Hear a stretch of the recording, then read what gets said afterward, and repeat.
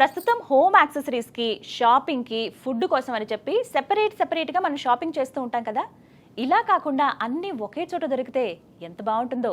దీనివల్ల అసలు మన టైం కూడా వేస్ట్ అవ్వదు.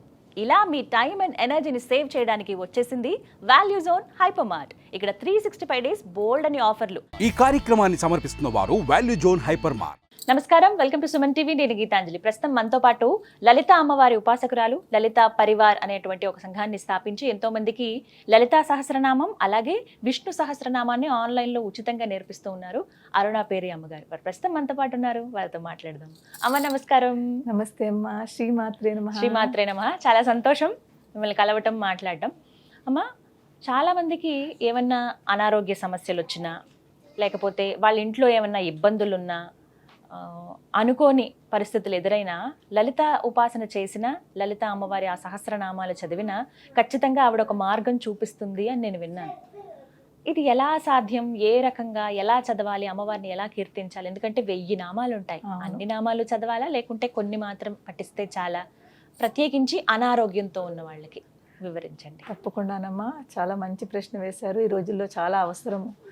ఈ రోజుల్లో చిన్న పిల్లలప్పటి నుంచి కూడా చాలా హెల్త్ ఇష్యూస్, పుట్టిన పిల్లలకు కూడా ఎన్ని హెల్త్ ఇష్యూస్ వస్తున్నాయో.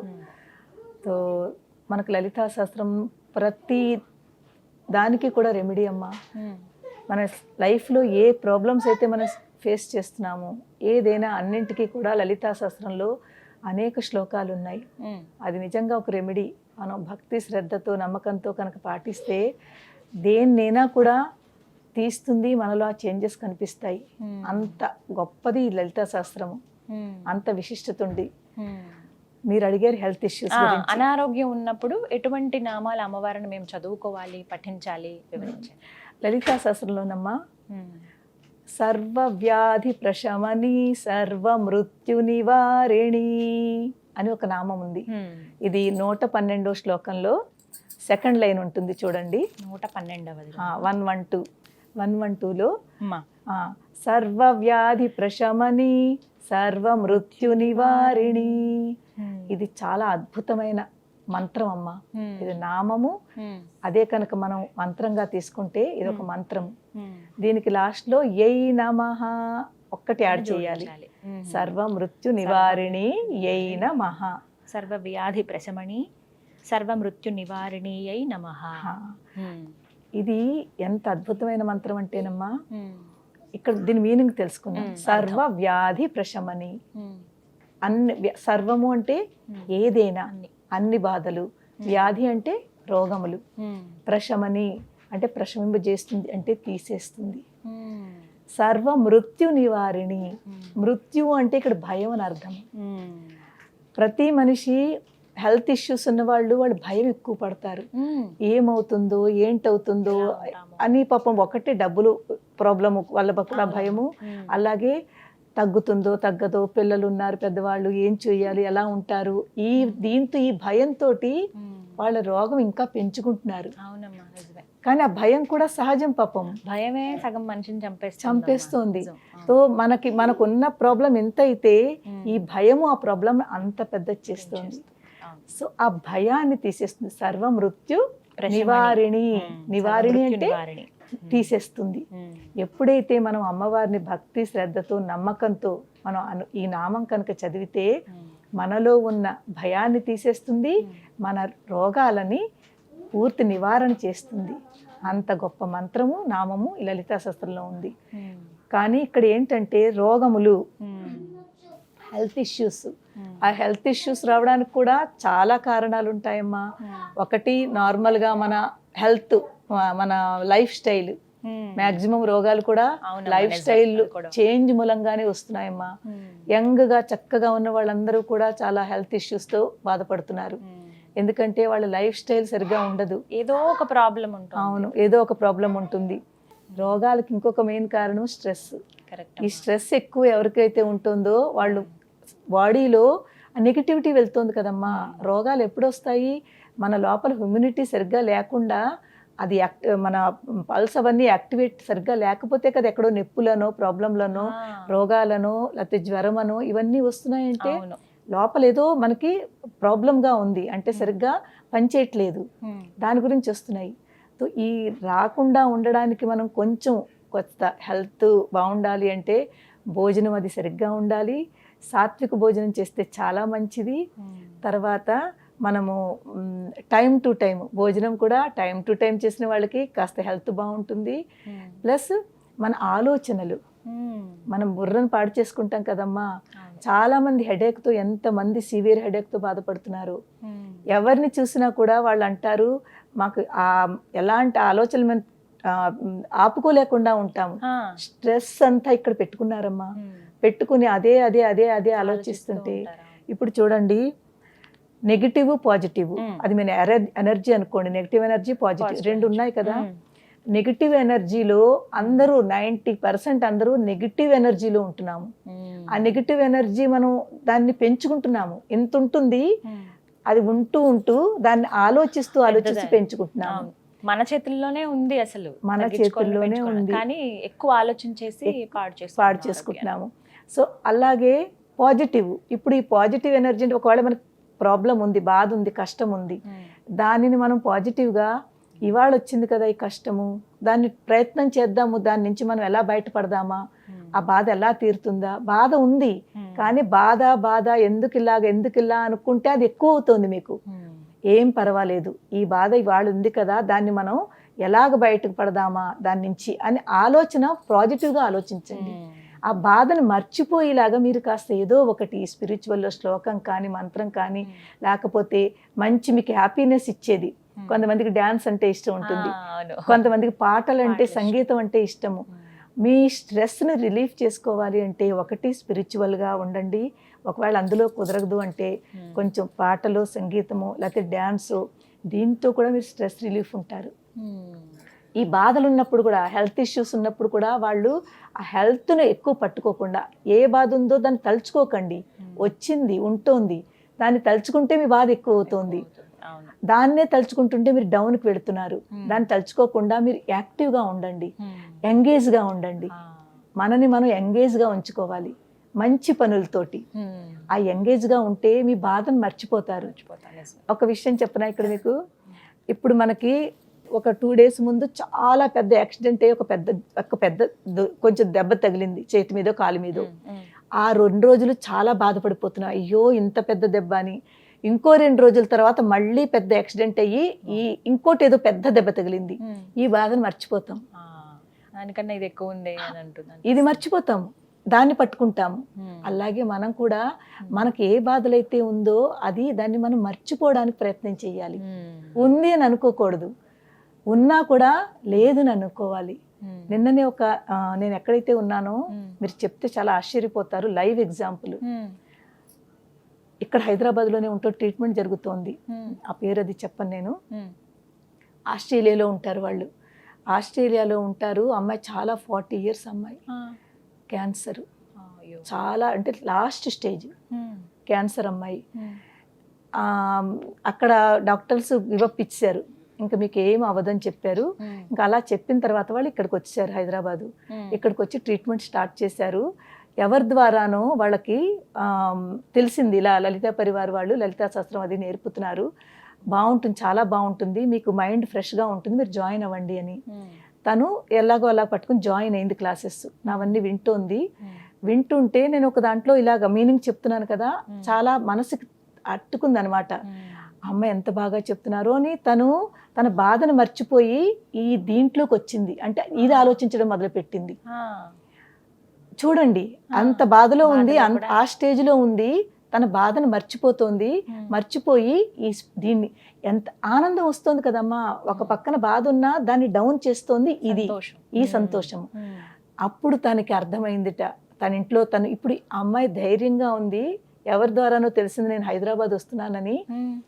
అంత అంటే తను ఏంటంటారు దాన్ని, ఇవి చేయించుకుంటోంది, థెరపీ ఉంటుంది కదా, రేడియేషన్ థెరపీ జరుగుతుంది.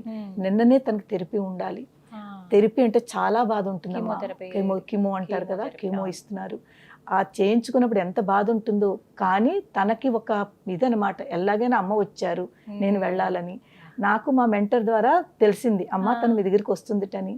నేను వద్దన్నాను. అమ్మ తను కిమో చేయించుకుంటోంది, అస్సలు బాగోలేదు, నేను అమ్మాయి దగ్గరికి వెళ్తాను, అతను అమ్మాయి ఎక్కడుందో చెప్పండి, నేను వెళ్తాను అని చెప్తే తను అందిట లేదు, నేను అమ్మ దగ్గరికి వెళ్ళాలి, అమ్మ నా దగ్గరికి వద్దు, నేను అమ్మని దగ్గరికి వెళ్ళాలని తన పేరెంట్స్ తోటి తన హస్బెండ్ తోటి వచ్చింది. నిన్న వచ్చింది, వచ్చి కలిసింది.